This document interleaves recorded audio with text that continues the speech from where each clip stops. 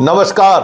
Politics में आप सबों का स्वागत है। और आज हम पॉलिटिक्स में उस पॉलिटिक्स की बात कर रहे हैं जिस पॉलिटिक्स के सहारे तमाम क्षेत्रीय दलों को बड़े दलों ने ऐसा सबक सिखाया है कि हमें लगता है कि चुनाव के बाद भी महीनों वो होश में आएंगे कि नहीं आएंगे कहना मुश्किल है।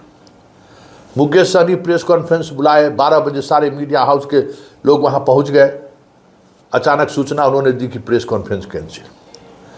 Upendra Kushwaha all is not well करके दिल्ली गए, उधर से आए, कह दिए कि विधान परिषद का सीट इसको दे देगा, तो हो गया all is well.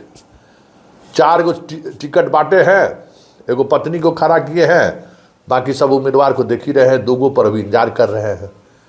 Jitan Ram Manjhi 6 लेके अपने जगह पर पकड़े हुए हैं, कहे थे 12 बोध गया और बगदुमपुर में उम्मीदवार उतारेंगे, लेकिन अभी तक तय नहीं कर पाए हैं। चिराग का क्या हाल हो गया सब देख ही रहे हैं। अंतिम समय तक उसकी कोशिश थी कि चकाई ले ले, लेकिन चकाई भी नहीं मिला। आज जदयू ने जो सूची जारी की है, सिंबल तो कल ही दे दिया था सुमित सिंह को, लेकिन आज विधिवत सिंबल जारी हो गया।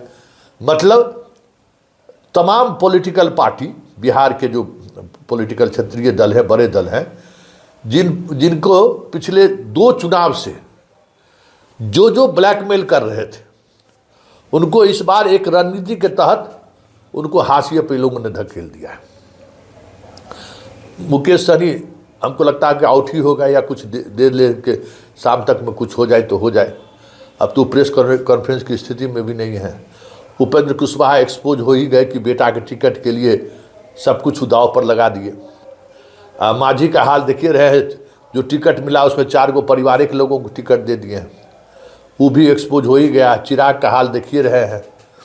चिराग के पास अब जो भी सीटें दी गई हैं वो तमाम ऐसी सीटें हैं जहां सीधी लड़ाई है आरजेडी से, और आरजेडी के मजबूत गढ़ वाले इलाके में जहां पासवान का वोटर नाम मात्र है।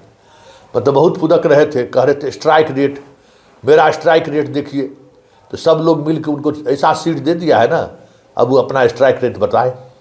अब उनके सामने सबसे बड़ी चुनौती है वो जो स्ट्राइक रेट कह रहे थे उसको बनाए रखने के लिए।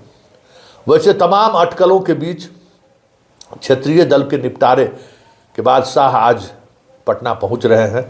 3 दिनों तक पटना में रहेंगे और आज 5 बीजेपी के मुख्यमंत्री पटना पहुंचे हुए हैं। सभी लोगों के रामकृपाल यादव के नॉमिनेशन से लेकर सभी जगह, सम्राट चौधरी का भी आज नॉमिनेशन है। पर एकदम पूरे ताकत के साथ बीजेपी मैदान में उतरी है। पूरा एनडीए पूरी ताकत के साथ मैदान में उतरा है। और बात अगर सामने वाले की करें तो महागठबंधन में भी ठीक से सीट बंटवारे की भी औपचारिक भी ऐलान नहीं हुआ है। अंदर खाने से अपने लोग सिंबल दे रहे हैं, लेकिन कोई ऐलान नहीं हुआ है।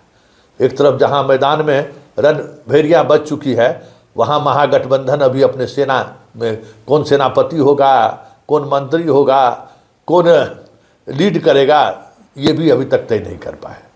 तो यही दोनों में फ़र्क है। तो इस बार के चुनाव में सब कुछ चलेगा जो महाराष्ट्र में देखने को मिला था। चुनाव परिणाम भी उसी तरीके से दिख जाए तो कोई बड़ी बात नहीं होगी, क्योंकि जिस तरीके से महाराष्ट्र में क्षेत्रीय दलों को एक रणनीति के तहत बीजेपी ने हिसाब लगाया था, ठीक उसी तरीके की रणनीति से यहाँ भी बीजेपी ने हिसाब लगा दिया है। अब क्षेत्रीय दल के पास न वो ताकत रहा, न अब बाहर जाने का कोई रास्ता रहा। हाँ, एक विकल्प के तौर पर जो उभर रहे हैं, तेज प्रताप, IIM, पशुपति पारस, ये सारे लोग एक प्लेटफॉर्म पर आने की खबर है, लेकिन इसमें वो दम नहीं है। पारस कब भाग जाएगा कहना मुश्किल है। पारस में अगर दम रहता, रामविलास पासवान के भाई की तरह अगर वो गांडी उठा लिए रहते तो लोकसभा चुनाव में ही खेला हो गया रहता। लेकिन ये युद्ध के मैदान में तो आपको धुरंधर तो बनना पड़ेगा, धनुर्धारी बनना पड़ेगा आपको। मैदान में मुंह छुपा के भागिएगा तो कोई नोटिस नहीं लेगा। तो वही स्थिति पारस का है और बाकी योद्धाओं का हाल आप देख ही रहे हैं। लेकिन एक चीज़ जो साफ दिख रहा है, जदयू और बीजेपी ने सिंबल बांट दिया। मतलब 101 उम्मीदवार तो बीजेपी ने उतार दिए। उस 101 उम्मीदवारों में उन्होंने सबसे ज़्यादा अगर कह सकते हैं कि राजपूत वोटर को, जो राजपूत वोटर उनसे नाराज़ चल रहे थे, उनको साधने की कोशिश की है। ये देखिए, ये बड़ा होमवर्क है अमित शाह का कि 15 शरीक टिकट देना अपने आप में समझ सकते हैं कि सब सवर्णों में और अन्य जातियों में भी सबसे ज़्यादा उन्होंने राजपूत को टारगेट किया, क्योंकि उनको पता था कि राजपूत बागी हो सकता है और राजपूत के बागी होने से उनको क्या नुकसान हो सकता है वो साफ चीज़ें दिख गई हैं।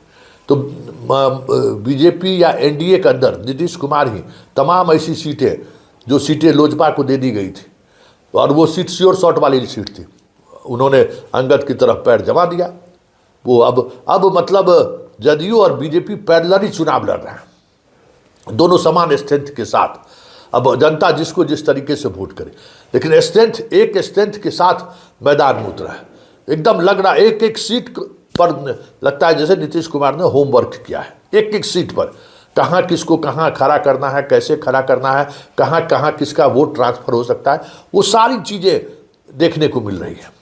तमाम ऐसी सीटों पर हमें लगता है कि उन्होंने वीटो लगाया जिन सीटों के सहारे वो बीजेपी के साथ कम्बिनेशन बनाकर वोट का ट्रांसफ़र करा सके, चाहे वो दरभंगा हो, समस्तीपुर हो, चाहे बेगूसराय हो, जो इलाके में देखिए। इसीलिए उन इलाकों से चिराग पासवान को पहले रुखसत किया, पहले चिराग को इधर से भगाओ, सीधा सीधी हम लोग साथ रहेंगे तो फिर कहीं डेंट की आवश्यकता ही नहीं पड़ेगी। इसलिए देखिएगा कि चिराग पासवान को उन्हीं इलाकों में भेजा गया है जहाँ जदयू और भाजपा लड़ाई में नहीं था, तो वहाँ उधर का रास्ता जाओ, तुम अलग लड़ो, इस खेम में आने की जरूरत नहीं है। जहाँ अति पिछड़ा, महादलित और सवर्णों का वोट शिफ्ट कराने का जो इलाका है, उस इलाके से चिराग और उपेंद्र कुशवाहा दोनों को बाहर कर दिया। वहाँ हम दोनों रहे तो दोनों के वोटर में कोई कन्फ्यूजन नहीं रहे। हम दोनों वोटर साथ रहेंगे तो स्ट्राइक रेट 90% के करीब जा सकता है। ये समझदारी अमित शाह को है। इसलिए इन तमाम इलाकों से ऐसे तमाम क्षेत्रीय दल जो जिसकी वजह से कम्बिनेशन कहीं न कहीं प्रभावित हो सकता था, एनडीए के वोट में बिखराव हो सकता था, साथ रहते हुए भी उसको उन्होंने एक सोची समझी रणनीति के तहत उस इलाके से ही बाहर कर दिया। जहाँ नीतीश का इलाका है उन इलाकों में भी चिराग और उपेंद्र कुशवाहा का प्रवेश नहीं करने दिया। उसी तरीके से जहाँ बीजेपी का खुद का इलाका था उन इलाकों में भी चिराग और उपेंद्र कुशवाहा को प्रवेश करने नहीं दिया गया कि भाई हम दोनों लड़ेंगे। भाई अब देखिए तमाम, आप सीट देख लीजिए, उठा लीजिए गंगा के इस पार, फर्स्ट फेज में सबसे थोड़ा असहजता वाली सीट थी, उन सीटों में आप देख लीजिए सब लोगों को हटा दिया। हम बीजेपी और जदयू साथ जाएंगे, वहाँ एक कम्बिनेशन है, कन्फ्यूजन नहीं होगा। जैसे पिछले 2020 में कन्फ्यूजन हुआ और परिणाम क्या हुआ सबके सामने है, तो कन्फ्यूजन नहीं होने देना है। इसलिए गंगा के इस पार शिफ्ट कर दिया चिराग को। मगध में और शाहबाद में जाओ तुम घूमो, बहुत तुमको गुरूर था ना कि इस इलाके में मेरा वोट बैंक बहुत है। लेकिन गंगा के उस पार जहाँ सामाजिक समीकरण नीतीश के अनुकूल है और बीजेपी उस समीकरण को अगर साधेगी तो स्ट्राइक रेट 90% तक पहुँच सकता है, सबको साथ ले लिया। इसलिए इस बार बिहार का चुनाव सीट बंटवारे के साथ ही दिखने लगा है कि महाराष्ट्र की तरफ बढ़ रहा है।